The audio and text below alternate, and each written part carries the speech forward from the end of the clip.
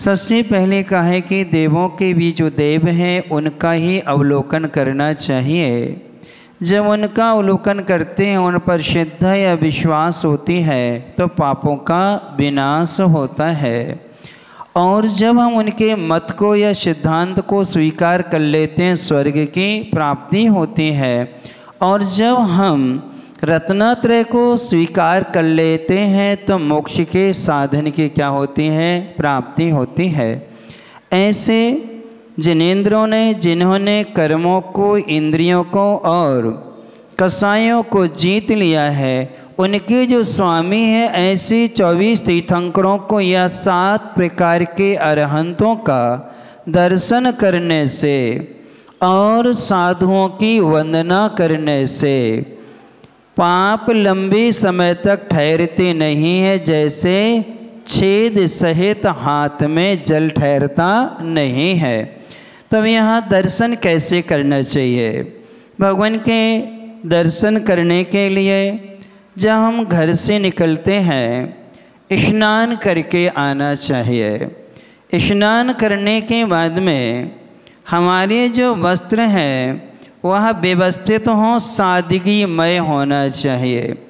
यानी कि वस्त्र फटे भी ना हों, छिद्र आदि वाले ना हों। जिन वस्त्रों से मलमूत्र आदि क्षेपण किया जाता है, उन वस्त्रों को पहन करके जिनालय में आया नहीं जाता। या महिला वर्ग अशुद्धि आदि के समय जिन वस्त्रों को पहनते हैं, उन वस्त्रों से मंदिर नहीं आया जाता। अपन इतना परिग्रह रखते हैं तो कम से कम अपन को 4-5 साड़ियाँ किसकी रखना चाहिए? 2-4 सूट बालिकाओं को कैसे रखना चाहिए? सिर्फ जिनालय के लिए ही हैं, अन्य जगह इनका उपयोग हम नहीं करेंगे। दाहिने हाथ में चावल होना चाहिए, यानी पुंज द्रव्य कौन से हाथ में होना चाहिए? दाएं हाथ में। और जब वो दायां हाथ हमारा अपने नाभि के ऊपर होना चाहिए। कैसा होना चाहिए? नाभि के ऊपर। क्यों? जिस द्रव्य से हम पुण्य कमाने जा रहे हैं, उस द्रव्य को हम अपने नाभि के नीचे कभी रखते नहीं हैं। और फिर इसके बाद में प्रायः करके जिनालय उपनय आना चाहिए। जूते चप्पल पहन करके नहीं आना चाहिए। 4 हाथ जमीन देख करके आना चाहिए। कितने हाथ जमीन देख करके? 4 हाथ आगे के जमीन देखें, कोई जीव जंतु ना हो या कहीं किसी प्रकार की गंदगी ना पड़ी हो, ऐसा अवलोकन करते हुए आते हैं। और आते साथ में बाएं हाथ से जल ले करके पैर हमें पूरे धोना चाहिए। एड़ी से पैर धुलना चाहिए। कहाँ से धुलना चाहिए? एड़ी से। आप क्या करें? सीधा सीधा जल लो, एड़ी को उठाओ, जल डाल दो तो पूरा पैर क्या हो जाएगा? धुल जाता है। कम पानी में दोनों पैर। बगैर पैर धोए मंदिर में जाने का फल क्या है? इसके लिए आप सबको करकंडू नाम का चरित्र पढ़ना चाहिए। कौन सा? एक करकंडू नाम का क्या है? चरित्र है। उस चरित्र को पढ़ना चाहिए कि बगैर पैर धो करके मंदिर में जाने से क्या नुकसान होता है। और जैसे पैर धोए हैं, दाएं हाथ में क्या है? चावल है। जैसे हमें भीतरा मुद्रा दिखती है, देहरी के हम अंदर होते हैं, हमारे मुख से निकलेगा ओम जय जय जय, नि सही नि सही नि सही। ये बोलकर जब आगे पहुँचेंगे, नमोकार मंत्र का क्या करेंगे? उच्चारण करेंगे। और नमोकार मंत्र को उच्चारण करके 5 पुंज अपन क्या है? वेदी पर क्या करेंगे? समर्पित कर लेंगे। फिर इसके बाद में वहीं बैठ कर के करें गवासन से क्या करेंगे? नमस्कार करेंगे। पंचांग नमस्कार अथवा अष्टांग, 2 तरह का क्या होता है? नमस्कार होता है। ये नमस्कार करने के बाद में हम 3 प्रदक्षिणाएं देते हैं। क्या देते हैं? 3 परिक्रमा करेंगे। परिक्रमा 3 पूरी होंगी तो भगवान के वाईं ओर खड़े होकर के 9 बार क्या पढ़ेंगे? नवकार मंत्र पढ़ेंगे। 9 बार नवकार मंत्र पढ़ने के बाद में जिनवाणी के लिए 4 पुंज समर्पित करेंगे, 4 अनियोग के। मुनि महाराज हैं तो रत्नत्रय के 3 पुंज क्या करेंगे, समर्पित करेंगे। बैठ कर के हाथ जोड़ कर के गवासन से नमस्कार करेंगे और आकर के जैसे ही आने लगेंगे अस्सही अस्सही अस्सही बोल कर के हम क्या हैं, जिनालय से बाहर आते हैं। ये तो भगवान के दर्शन करने की क्या है, विधि है। फिर साधु की वंदना कैसे करना चाहिए? साधुओं की वंदना के लिए है, कोई भी साधु की वंदना करना है तो उसके लिए 1 हाथ दूर से, 3 हाथ दूर से, 5 हाथ दूर से और 7 हाथ तक का विधान किया है। 1 हाथ से कब, जब तुम्हें प्रायश्चित आदि लेना है तब मुनि महाराज से 1 हाथ की क्या रहेगी, दूरी रहेगी, ताकि अन्य लोग न सुन पाएँ आपके अपराध को, सिर्फ महाराज जी क्या करें, श्रवण कर पाएँ। इसलिए उनसे बैठ कर के हम क्या करेंगे, प्रायश्चित लेंगे। फिर इसके बाद में 3 हाथ दूर बैठ कर के जब हमें कोई शंका समाधान करना है, हमारी कोई जिज्ञासा है, उस जिज्ञासा को हमें शांत करना है, 3 हाथ दूर बैठ कर के हम क्या करेंगे, निवेदन करेंगे।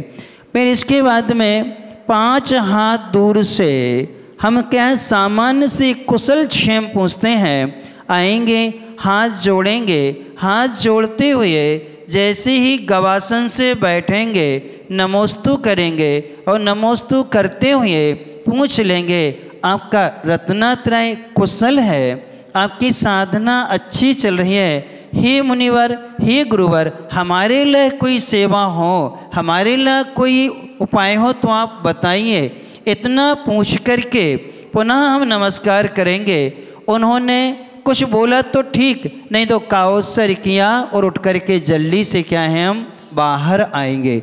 वहाँ कक्ष में जाते समय भी निस्सही निस्सही बोलना चाहिए, लौटते समय अस्सही अस्सही बोलना चाहिए। साधुओं के पास बैठ कर के कभी भी कोई भी कथा नहीं करना चाहिए, कोई भी प्रलाप नहीं करना चाहिए, कोई हंसी मजाक नहीं करना चाहिए। सिर्फ तत्व संबंधी कोई हमारी कमी है, हमें कोई सुधार करना है, उसके विषय में चर्चा करेंगे। अथवा हम दूसरा विषय ये है कि हम आपकी साधना में कैसे साधक बन सकते हैं, अर्थात आपको हमारे नगर में कोई तकलीफ तो नहीं है, ये हम पूछ करके क्या है, उनने कोई उत्तर दिया तो ठीक, नहीं दिया तो हम समय खराब नहीं करें और कहाँ जाएंगे, हम वापिस आएंगे। ये साधु की वंदना करते समय हाथ जोड़े हैं, गवासन से बैठे हैं, बोलेंगे हे स्वामी अंचिमी पूजिमी वंदामी नमस्वामी दुख को कमख हो वही लाहो सुगई गमनम समाहि मरणम जिन गुण संपत्ति हो मज्जम। इतने धीमे बोलेंगे कि अन्य लोगों को बाधा ना हो। यदि महाराज स्वाध्याय कर रहे हैं तो उनको भी बाधा ना हो। इतना बोल करके हाथ जोड़ करके नमोस्तु कर लेंगे और बार बार देखना नहीं है नमोस्तु करते समय उनने हाथ उठाया कि नहीं उठाया। अपन कैसे करते हैं, गिरगिट जैसे दर्शन करते हैं। कैसे, सिर झुकाएंगे कहाँ और देखेंगे कहाँ, क्या करते हैं आप लोग? अब क्या मतलब है, हम छोटे थे, मतलब तीसरी पढ़ते थे, पाठशाला जाते थे, पंडित जी को परेशान करते थे, तो पंडित जी भी बहुत अच्छे थे, तो परेशानी से बचने के लिए हम लोगों के उपाय बताते थे। जाओ भगवान के दर्शन करके आओ, और जब तक भगवान हाथ उठा के ऐसा आशीर्वाद ना दे देवें या जब तक भगवान मुस्कुराए ना, तब तक तुम्हें आना नहीं है। हम लोग जाते थे, भगवान को नमस्कार करते थे, अब जल्दी से आ गए, देखा था तुमने हाथ उठा करके, भगवान ने हाथ उठाए कि नहीं? हमने आंख बंद के दर्शन किए थे। नहीं, आंख खोल के दर्शन करना और देखना कि भगवान मुस्कुरा रहे कि नहीं मुस्कुरा रहे। अब भगवान हाथ उठाएंगे क्या, मुस्कुराएंगे क्या? लेकिन उतने समय के लिए पंडित जी को शांति मिल जाती थी। 5-5 बच्चों को भेजते थे, तब तो और बच्चों को क्या कर लेते थे, पढ़ा देते। जो ऊधमी बच्चे थे, हम 5-6 ऊधम करने वाले थे, तो हम लोगों को भाई ऐसा उपाय बताते थे। एक उपाय और बताया था, जो छोटे बच्चे थे तो एक दिन उन्होंने उनके माता पिता को बुलाया और कहा एक काम करना, कल इन 3 बच्चों के लिए ढीला पैंट पहना देना। क्या पहन देना? और पज्जी नहीं पहनाना, न चड्डी नहीं पहनाना, सिर्फ क्या पहना देना? ढीला पैंट पहना देना। क्यों? वो पकड़े पकड़े आएगा, बैठ जाएगा, जैसे खड़ेगा उधम करने के लिए तो क्या होगी वो? अब नीचे खिसकेगी तो वो क्या करेगा? उसको पकड़ी खड़े रहेगा, फिर क्या नहीं करेगा वो? क्या नहीं करेगा? उधम नहीं करेगा। तो वो हमें याद आ गया। देखो पंडित जी बच्चों को कैसे क्या करते थे। तो अपन को मुनि महाराज के समक्ष साधु की वंदना करते समय उनके कक्ष में जाएंगे, ओम निस्सही निस्सही निस्सही धीरे से बोलेंगे, गवासन से बैठेंगे और बैठ करके नमोस्तु करते समय अंशिमी पूजिमी वंदामी नमस्वामी दुख को कमक्ख हो वहीला हो शिवई गमनम समाहि मरणम जिन गुण संपत्ति हो मध्यम।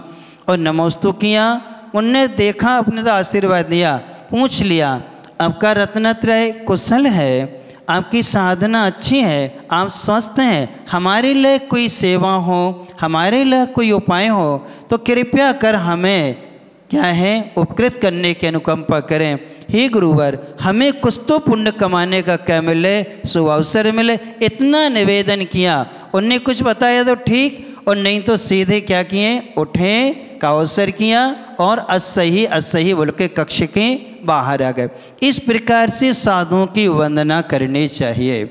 हम लोगों के लिए कहा है, राजा महाराजा जब साधु की वंदना करते थे आते साथ में नमस्कार करेंगे, 3 प्रदक्षिणा देंगे। क्या देंगे? 3 परिक्रमाएं देंगे, फिर बैठ के क्या करेंगे? नमस्कार। वैराग भावना में पढ़ना।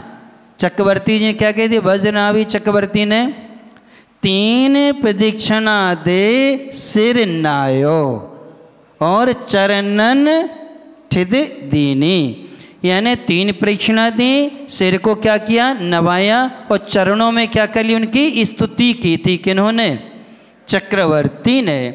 अब अपन लोगों की ऐसी व्यवस्था रहती नहीं कि महाराज ऐसे बैठे को हम 3 परिक्रमा लगा सकें, कुछ नहीं, बैठ करके इतना अपन को बोलना चाहिए। ये साधुओं की वंदना कैसे करनी चाहिए? हाथ जोड़ के अभिवादन करना, ये क्या कहलाती है? वंदना कहलाती है। और स्तुति करना, उनके गुणों का गान करना। ऐसा करने से लंबे समय तक पाप अपने जीवन में ठहरते नहीं हैं। इसके लिए आगे दे रहे हैं, वीतिराग मुखम दृष्ट्वा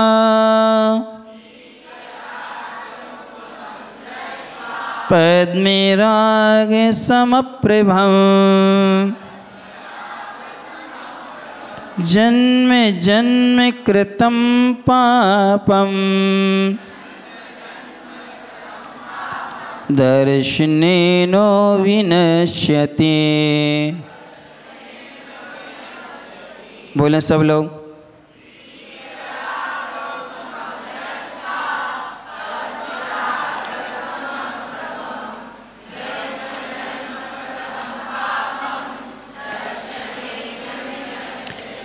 दर्शनम जिन सूर्यस्य संसारध्वान्तनाशनम्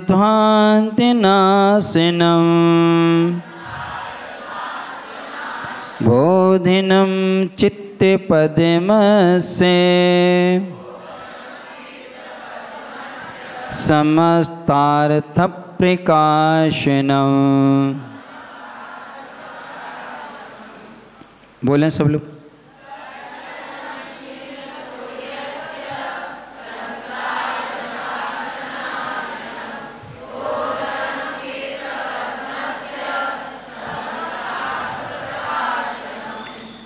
अब यहाँ देवा ही देव भगवान का दर्शन साधुओं की वंदना करने के बाद में आगे दे रहे हैं कि पद्मे राग समप्रभम।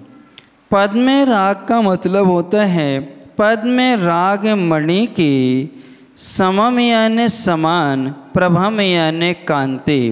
पद्म राग मणि की कांति के समान वीतराग मुखम, वीतराग भगवान के मुख को दृष्टवा देख कर, क्या करके?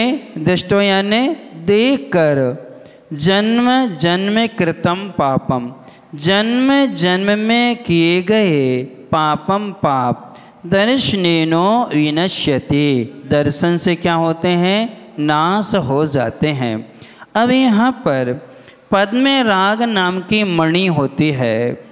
ये मणि जो होती है बिल्कुल स्फटिक जैसी होती है, और उस स्फटिक जैसी मणि के सामने यदि कोई गुलाब आ जाए तो उसका मणि का राग भी कैसा होता है? फीके गुलाबी जैसा होता है, वह बहुत कांतिमय हो जाती हैं। तो भगवान का चेहरा भी कैसा है? वैसा है। अब भगवान का चेहरा पद्मराग मणि के समान कांति वाला क्यों है? क्या कारण है? आप लोगों ने श्रावकाचार्य में ही पढ़ा होगा, परमेष्टि परम ज्योति विरागो विमला कृति सर्वज्ञो नादि मध्यांतः। अब उसमें परम ज्योति कहा है भगवान को। परम ज्योति से मतलब क्या लिया? क्या कारण है? आतप और उद्योत ये दो नाम कर्म हैं। इन दो नाम कर्म का उदय पंचेंद्रिय जीवों का नहीं होता। किनका? आतप और उद्योत का। ये एक इंद्रिय जीवों में पाए जाते। किन में पाए जाते हैं? एक इंद्रियों में ही पाए जाते हैं। अब भगवान की इतनी कांति क्यों है? मणि में तो पाई जाए क्यों? उसका तो कर्मिक का उदय है। उनमें उद्योत नाम कर्म उदय से उद्योत और आतप आदि दोनों चीज़ें संभव है, लेकिन भगवान के लिए ऐसी क्यों उनके शरीर में कांति? उसका कारण क्या है? उसका कारण है वर्ण नाम कर्म का उदय। किसका? वर्ण नाम कर्म का उदय। कितने प्रकार का वर्ण होता है? 5 प्रकार का वर्ण होता है। उस 5 प्रकार के वर्ण नाम कर्म का उदय होने से उनका जो मुख है यानी शरीर है वो पद्म राग मणि के समान क्या होता है? दैदीप्यमान हुआ करता है, अर्थात बहुत ही सुंदर लगता है, अर्थात उसमें कांति तो होती है, किसी को तकलीफ नहीं होती है। और फिर वीतराग कहा है। क्या कहा गया है? वीतराग कहा गया है। वीतराग करते क्या है? विगितः राग यशः वीतरागः, राग निकल गया है जिनकी आत्मा से वो क्या कहलाते हैं? वीतराग कहलाते हैं। दूसरा है अष्टादोष रहिता यस सचा वीतरागः, 18 दोषों से जो रहित होते हैं वो कौन कहलाते हैं? वीतराग कहलाते हैं। 18 दोष कौन कौन से हैं? भूख है, प्यास है, बुढ़ापा है, फिर जन्म है, मरण है, पसीना आदि का नहीं आना, रक्त का श्वेत होना, अर्थात ये सब उनमें क्या है? किसी प्रकार का मल का नहीं होना, मूत्र आदि का नहीं होना, खेद आदि नहीं होना।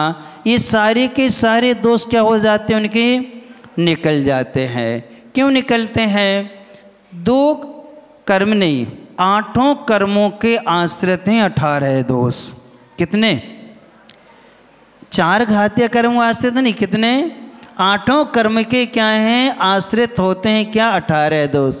जैसे जन्म मरण आयु कर्म के आश्रित है। किसके आश्रित हैं? आयु कर्म के आश्रित है। तो जन्म मरण का क्या हो गया? नाश हो गया। आज जो वृद्धावस्था होती है वो किस कर्म के आश्रित है? बुढ़ापा। नाम कर्म की 93 प्रकृतियां हैं, उनमें से अब बताओ कौन से नाम कर्म के कारण से वृद्ध अवस्था आती है? अस्थिर नाम कर्म के उदय से। किसके? अस्थिर नाम कर्म की उदय से क्या आती है? शरीर में क्या आती है? वृद्ध अवस्था आती है। फिर रोग क्या है? रोग किस कारण से रोग आते हैं?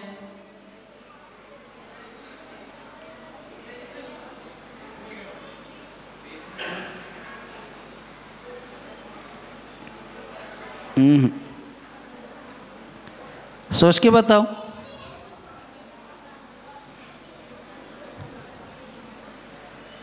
अब इसमें दो कर्म निमित्त बनते हैं, एक तो अनादेय नाम कर्म और एक अस्थिर नाम कर्म। और वात पित्त कफ का चलायमान हो जाना ये अस्थिर है। जितना वात, जितना पित्त, जितना कफ ना रह के वो अपने स्थान से चलायमान हो जाए, कमियाँ ज़्यादा हो जाए, तो अस्थिर नाम कर्म की उदय से। और दूसरा अनादेय, किससे? अनादेय नाम कर्म के कारण से हम चाहते हुए भी कोई भी अच्छा कार्य नहीं कर पाते हैं। किस समय? बीमारी अवस्था में। अब भगवान को भूख और प्यास क्यों नहीं लगती? आपको भूख प्यास क्यों लगती है? किस कर्म के उदय से लगती? एक बार अशोक नगर में थे हम, ये है 99 की बात है, 1999 की। उस समय हम क्षुल्लक थे और ऐसे ही दोपहर की क्लास पढ़ा रहे थे। बहुत सारे लोग आते थे, कुछ उसमें सोनगढ़ वाले, निश्चय वाले भी आते थे। एक माँ ने प्रश्न कर लिया, कहने लगी, क्षुल्लक जी क्या तीर्थंकर भी प्रमाद अवस्था को प्राप्त होते हैं क्या? तीर्थंकरों को भी क्या होता है? प्रमाद होता है क्या? जैसे उन्होंने ये कहा, हमने तत्काल गुरु जी का स्मरण किया और हमने कहा हाँ, आहारचर्या को जाते समय। किस समय? जब मुनि महाराज आहार को, तीर्थंकर मुनि आहारचर्या को जाते हैं, उस समय प्रमाद अवस्था को प्राप्त होते हैं। तो वो कहने लगी, क्यों होते हैं? आहारचर्या को क्यों जाते हैं? क्या कारण है? तो हमने तत्काल उत्तर दिया, असाता वेदनी कर्म की उदीर्णा होने से। किससे? असाता वेदनी कर्म की उदीर्णा से भूख प्यास लगती है। किससे? असाता के उदय से नहीं। किससे? उदय अलग, उदीर्णा अलग है। असाता वेदनी की उदीर्णा से क्या लगती है? भूख और प्यास लगती है। और इसकी उदीर्णा छठवें गुण स्थान तक होती, छठवें के बाद में उदीर्णा होती ही नहीं। ये कर्म सिद्धांत है। ये क्या है? कर्म सिद्धांत है। तो जब भगवान तीर्थंकर बन गए, 13वें गुण स्थान में बैठे हैं और अब उनकी असाता की उदीर्णा नहीं होती है, कि छठवीं तक होती है, इसके बाद उदीर्णा नहीं होती है। इसलिए भगवान को भूख भी नहीं लगती और प्यास भी नहीं लगती है। अब भगवान को डर क्यों नहीं लगता? डर क्यों नहीं लगता? क्या कारण है? कहना, भय कसाय कर्म का नाश हो जाने से। कौन सा? मोहिनी कर्म का एक भेद है भय, उसका क्या हो जाने से? नाश हो जाने से। अच्छी अच्छी चीज़ें दिखती हैं, केवल ज्ञान में सब झलकता है, तो उनको पाने का मन क्यों नहीं होता? क्यों नहीं होता? रति का नाम कर्म का नाश हो जाने से गिलानी क्यों नहीं आती है? अरति नाम कर्म का, अनति कसाय का, नाम कर्म नहीं, रति कसाय का और अरति कसाय का क्या हो जाने से? नाश हो जाने से। हास्य, रति, अरति, भय, शोक, जुगुप्सा, स्त्री, पुरुष और नपुंसक, इन 9 कसायों का नाश हो जाने से उनको ये कोई दोष उत्पन्न नहीं होते हैं। किनको? इसलिए वो क्या कहलाते हैं? वीतराग कहलाते। क्या कहलाते वो? इसलिए क्या कहलाते हैं? वीतराग। अब वीतराग भगवान का क्या देखने से? मुख देखने से। क्या देखने से? मुख देखने से क्या होता है? जन्म जन्म के किए गए पाप। जन्म किसे कहते हैं? कौन बताएगा? अंग्रेजी में जन्म को क्या कहते हैं? बर्थ बोलते ना, बर्थडे है ना, जन्म दिवस। अब आप जब ट्रेन में या बस में बैठते उसे क्या बोलते?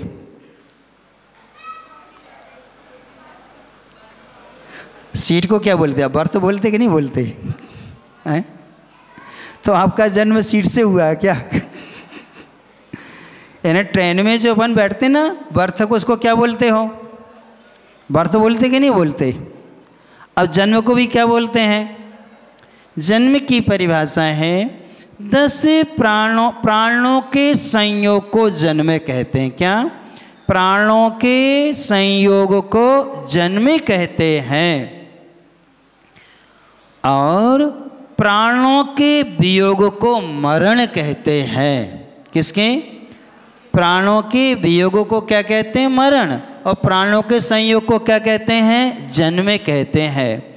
तो जब हम ऐसे भगवान का मुख देखते हैं जो पद्मराग मणि के समान है, तब हमारे जन्म जन्म में, यानी हमने पिछले भवों में जितने कर्म बांधे हैं वो सारे के सारे कर्म क्या होते हैं? नाश हो जाते हैं। क्या करने से? ऐसे वीतराग भगवान का क्या देखने से? दर्शन करने से, उनके मुख मुद्रा का अवलोकन करने से। अच्छा ये बताओ, भगवान को देख करके आपके भाव उनको खिलाने के होते हैं क्या? होते हैं क्या? आचार्य श्री का चेहरा देखो, मुनि महाराज जी का चेहरा देखो, हम लोगों को देखो, देख करके कैसे भाव होते हैं। और अन्य वस्त्रधारियों का चेहरा देखने से कैसे भाव होते हैं। देखो, देशभूषण कुलभूषण 16 साल गुरुकुल में शिक्षा लेके आए थे और एक बालिका का चेहरा देखा और क्या हो गया वो?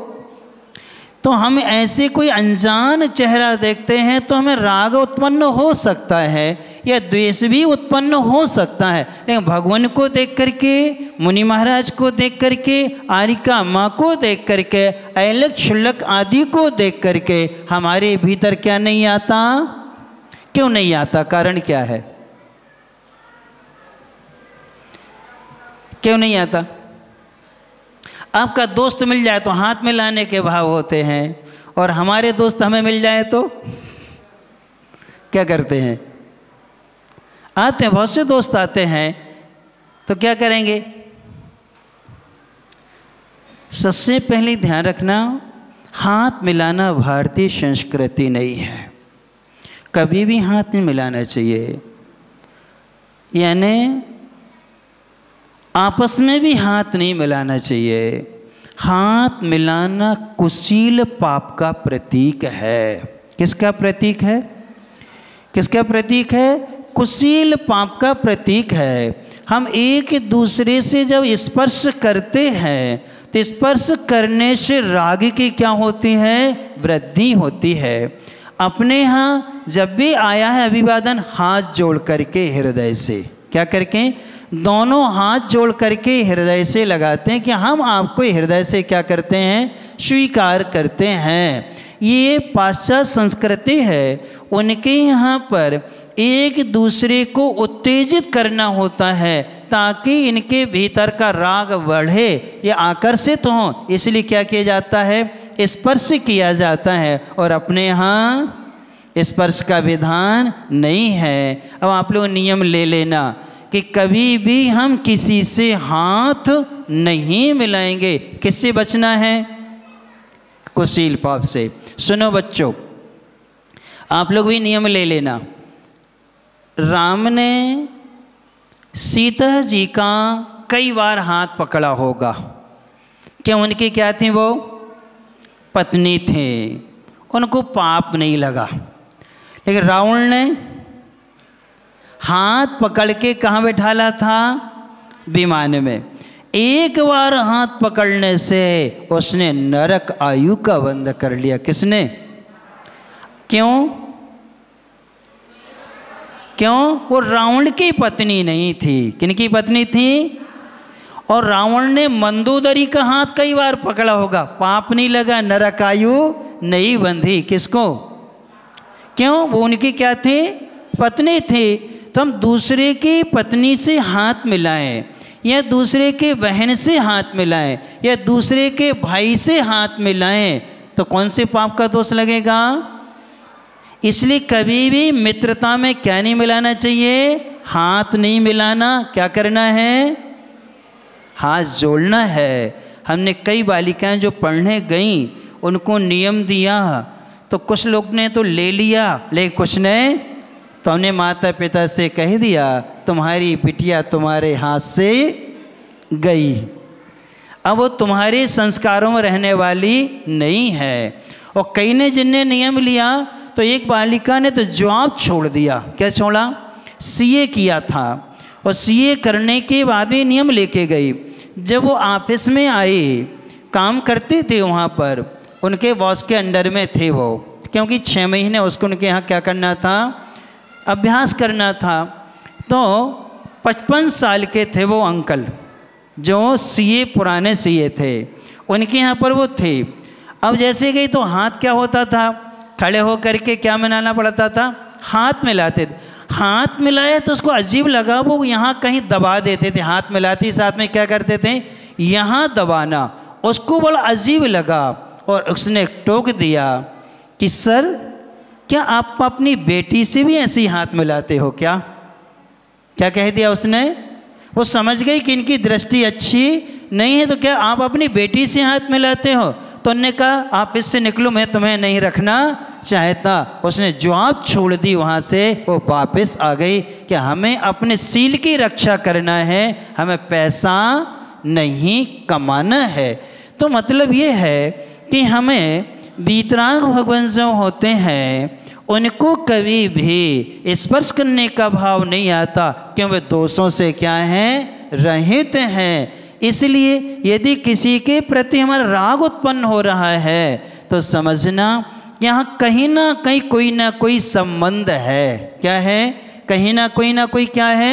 संबंध है। परंतु हमें मर्यादाओं का ध्यान रखना। किसका ध्यान रखना? मर्यादा का कभी उल्लंघन नहीं करना है। मन में भाव आए हैं बदल सकते हैं, लेकिन कभी अपन को क्रिया में नहीं लाना। किस में नहीं लाना? क्रिया में नहीं लाना। क्यों? क्रिया में लाएंगे तो अपना भविष्य बिगड़ेगा और दूसरे का भी क्या है? बिगड़ता है। क्योंकि वो देखते हैं, आपने शायद एक दिल्ली की घटना पढ़ी होगी, निर्भया वाला जो कांड हुआ था, एक नोएडा में हुआ था, एक 14 साल की लड़की के साथ ड्राइवर ने तो उससे पूछा बालिका से तुमने ये कहाँ से सीखा? तो वो कहने लगी पापा जी जो ऑफिस के लिए जाते थे तो जाती साथ में मम्मी से हाथ भी मिलाते थे और किस भी करते थे, और जब ऑफिस से आते थे तब भी मम्मी से हाथ मिलाते थे और किस करते थे। तो हमें ये मालूम था जब कहीं जाया जाता है और कहीं से आया जाता है तो क्या मिलाया जाता है? हाथ मिलाया जो किस किया जाता है। इसी ड्राइवर अंकल के साथ हम जाते थे तो हाथ मिलाते थे और आते समय भी जब बस से उतरते थे अंकल से क्या करते थे? ड्राइवर से हम हाथ में मिलाते थे और किस करते थे।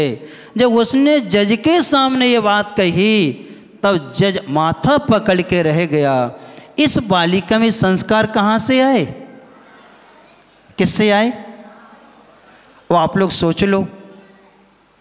ये क्रियाएं एकांत में होती हैं।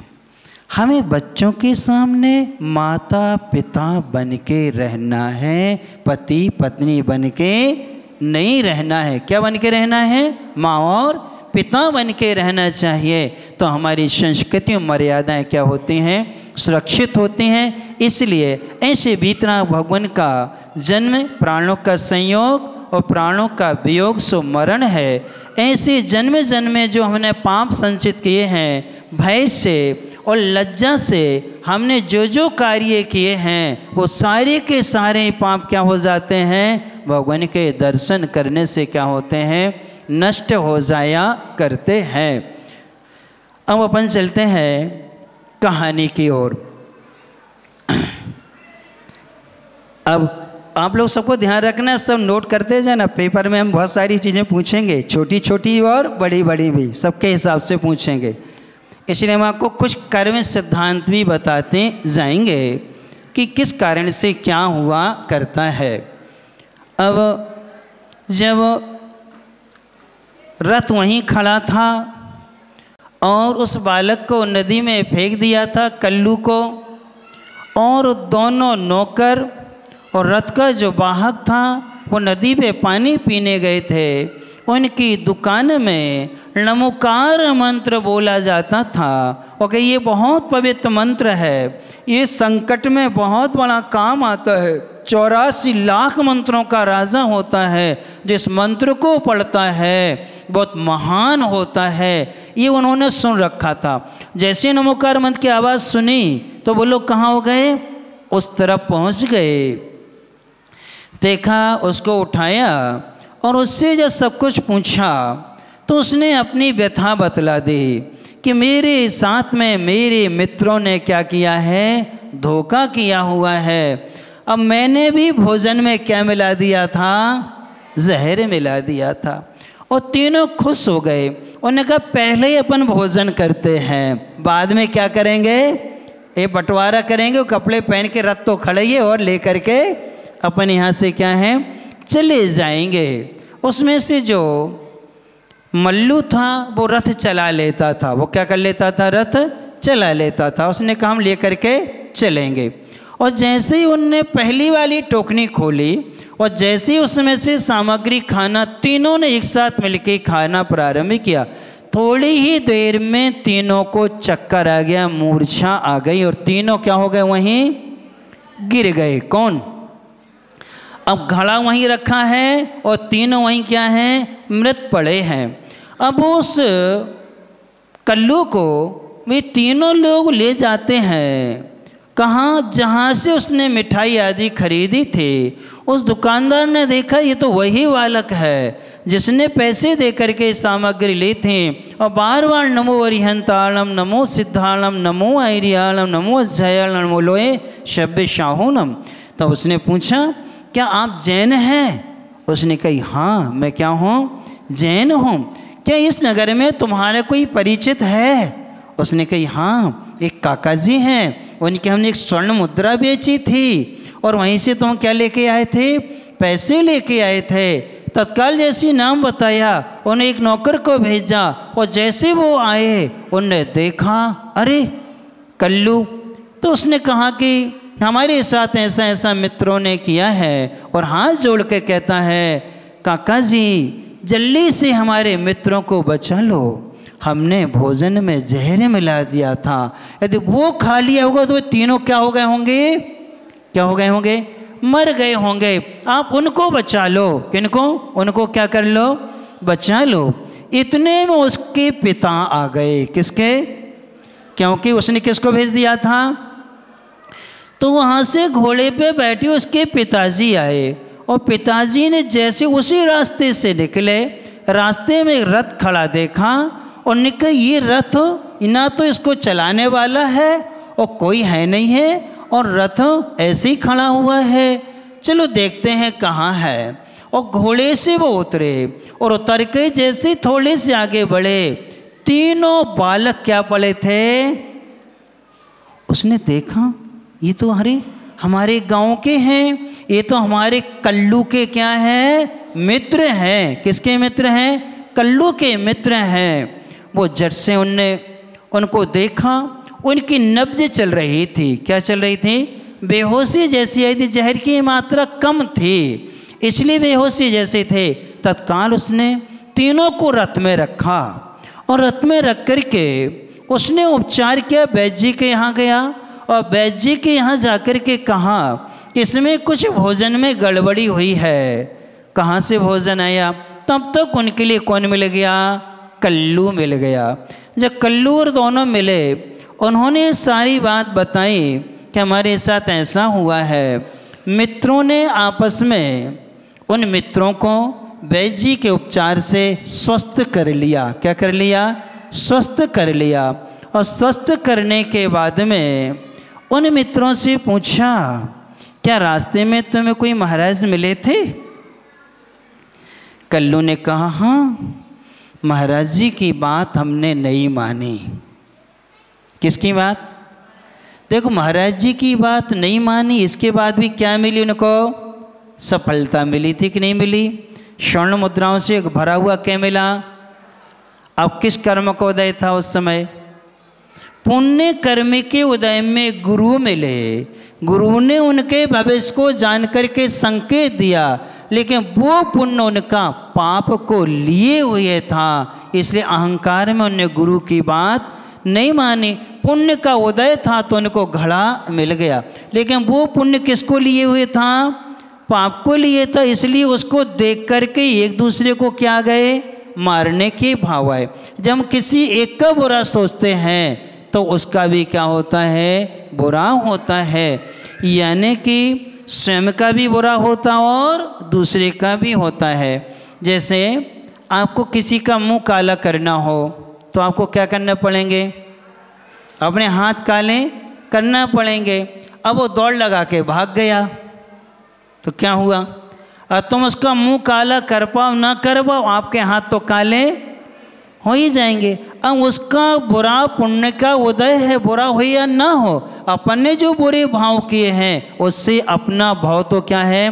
बिगड़ेगा। अपने लिए कर्म का बंध तो हो ही जाएगा। जब चारों मिले, एक दूसरे से मिलकर के बहुत शर्मिंदा हुए, तब कल्लू ने कहा कि हमने क्षमा चाहते, हमने एक टोकनी की भोजन सामग्री में क्या था? हमारे आकस्मिक भाव हो गए। तो उन तीनों ने कहा, गलती तुम्हारी नहीं है, हम तीनों ने तुम्हें मारने का क्या किया था? विचार किया था, इसलिए तो तुम्हारे लिए बाद में याद आई। क्या मिलाना चाहिए इसमें? यदि हम तीनों मिलके तुम्हारा मारने का विचार नहीं करते तो तुम्हारे मन में भी मारने के भाव नहीं आते। शेष कहानी डैश डैश डैश। आगे मालूम चलेगा कि वे चारों मित्रों का क्या होगा। पिताजी भी आ गए हैं, काका जी भी आ गए हैं, दुकानदार भी हैं। अब वो रथ भी खड़ा है, स्वर्ण मुद्राओं से भरा हुआ घड़ा मिलेगा कि नहीं मिलेगा, क्या होगा, ये सब अपना आगे जानने की कोशिश करेंगे। आगे जानेंगे क्या है। परंतु इससे इतना याद रखना, शिक्षाएं बहुत सारी मिलती हैं। सबसे पहली शिक्षा है, बेमन से भी घर में कहानी सुनी जाती है तो उनके संस्कार बच्चों में अवश्य आते हैं। इसलिए घरों में धर्म चर्चा करनी चाहिए ताकि बच्चों में वो संस्कार आए। कल्लू बिगड़ा जरूर था, लेकिन दादी की कहानियों का असर उसको था, जगह जगह काम में आई। गुरु की बात नहीं मानने से सफलता जरूर मिलती है, लेकिन वो सफलता दुख को लिए हुए हुआ करती है। और फिर अनजान वस्तु का सेवन नहीं करना चाहिए। कोई ला के दे दे और आप ले लो, अब उसने क्या मिलाया है, कैसे बनी है, क्या है, हमें कोई जानकारी नहीं है, इसलिए अनजान वस्तु का सेवन नहीं करना चाहिए। और कभी मित्रता में विश्वासघात नहीं करना चाहिए। और ज़मीन में गड़ी हुई वस्तु को कभी मान करके स्वीकार नहीं करना चाहिए, क्योंकि पुण्य का उदय जिसका होता है उसको स्वयं मिल जाती है। और जिनको पुरुषार्थ से निकाल तो लेते हैं, लेकिन कई गुना क्या करती है, हानि पहुंचा करके ज़ाया करती है। शेष अपन आगे जानेंगे। आज के नियम का पालन कौन कौन ने किया? क्या नियम था? जूठन छोड़ना, बस इतनी लोगों ने, बाकी लोगों ने नहीं किया। हाथ नीचे कर लो। देखो, जूठन जो छोड़ते हैं, एक भाव त्रिफलदर्शी नाम का ग्रंथ पढ़ना। कौन सा? भाव त्रिफलदर्शी, मुनि आदि सागर जी, शांति सागर जी महाराज के शिष्य पाय सागर जी थे। पाय सागर जी के शिष्य आदि सागर महाराज थे। उन्होंने संस्कृत में लिखा है, पंडित गजानन शास्त्री जी ने उसका हिंदी अनुवाद किया है। उसमें दिया है, जो व्यक्ति अनाज को जूठा छोड़ता है वो मर कर के सुअर बनता है। क्या बनता है? सुअर बनता है। उसको कभी भी खाने को अनाज नहीं मिलता। वो क्या खाता है? क्या खाता है? सूअर क्या खाता है? पोटी है। तो आप जूठन छोड़ोगे तो क्या मिलेगी खाने को? इसलिए कभी क्या नहीं करना, अनाज को कभी जूठा नहीं छोड़ना, उतना ही लेना चाहिए। ये बहुत पुण्यदायी होता है। आप भोग भूमि के जीवों से पूछो और एक दाना नहीं मिलता खाने को। स्वर्ग में देवों को अनाज मिलता नहीं है खाने को, और मलेच्छा आदि को भी, यानी जो अंतर्दीपज मलेच्छे को भोग भूमि, उनको भी अनाज किनको मिलता है? कर्म भूमि के पुण्यशाली मनुष्यों के। इसलिए जिनने पालन किया उन सबके लिए आशीर्वाद, जिनने नहीं किया उन सबके लिए। कल कौन सा दिन है?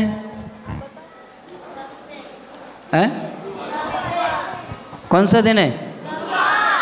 गुरुवार है ना? पक्का? सरल नियम देंगे कठिन?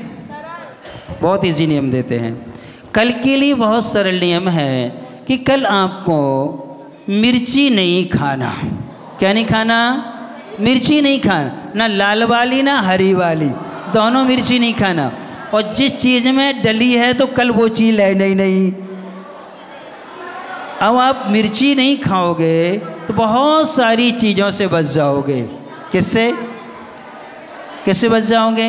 बहुत सारी चीज़ों से बच जाओगे, क्योंकि चतुर्मास में मर्यादित भोजन लिया जाता है, मर्यादा के बाहर। अच्छा, बटी हुई मिर्ची की मर्यादा कितने दिन की है? यानी सारे मसाले की मर्यादा कितने दिन की है? और अपनी कितने दिन की रखी है? अपना जीरा मन कब का रखा है? उसकी मर्यादा कितनी है? ओनली 48 मिनट की। कितनी है? 48 मिनट की मर्यादा होती। और अपन कितनी मर्यादा के बाहर का भोजन करते हैं, कितनी हिंसा होती, बहुत ज़्यादा पाप लगता है। हम आपको बताएंगे।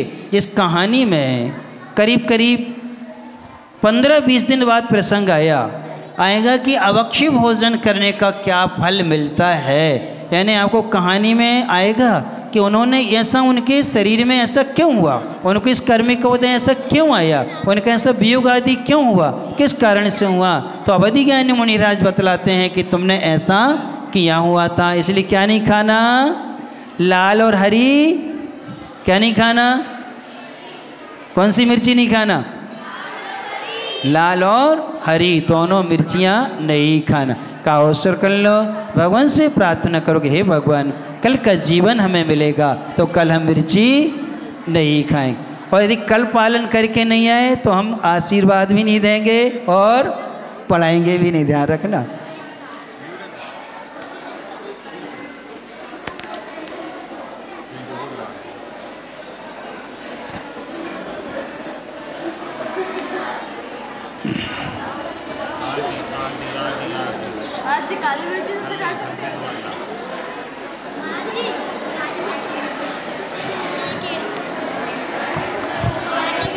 द्वादशांग जिनवाणी माता की जय।